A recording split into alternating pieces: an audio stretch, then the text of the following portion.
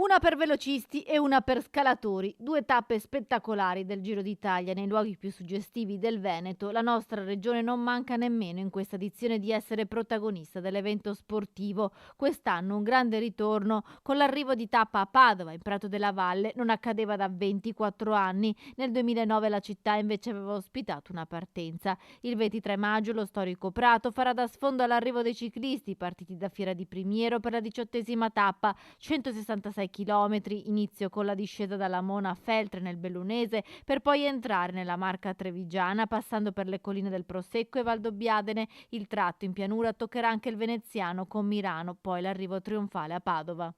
Dovrebbe essere una frazione dedicata ai velocisti. C'è la particolarità che, essendo appunto l'ultima settimana, dipende intanto quanti velocisti resistono, perché quest'anno il Giro d'Italia è stato disegnato con molte tappe di montagna nella prima parte e secondo, non è detto che non possa arrivare una fuga. È una giornata, di solito l'ultima settimana è aperta a più risultati. Per Padova una grande opportunità non solo per il risalto mediatico sportivo, ma anche per la serie di eventi correlati che porteranno in città tantissimi turisti anche dopo il passaggio del Giro.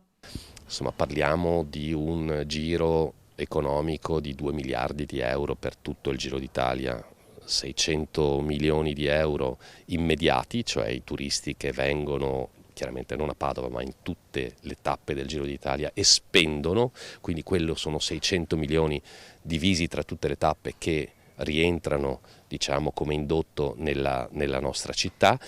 E poi ci sono 1 miliardo e 400 milioni fatto da giro economico negli anni successivi. Dopo Padova una tappa friulana e poi il ritorno in Veneto il 25 maggio con una tappa che parte dal Pago nel Bellunese passando per San Pietro di Feletto nel Trevigiano e arriva a Bassano del Grappa, un tappone che prevede una doppia scalata sul Monte Grappa con 2 discese sulla Cadorna. Dopo la prima i ciclisti torneranno a Semonzu, dopo la seconda invece scenderanno a Bassano per l'arrivo.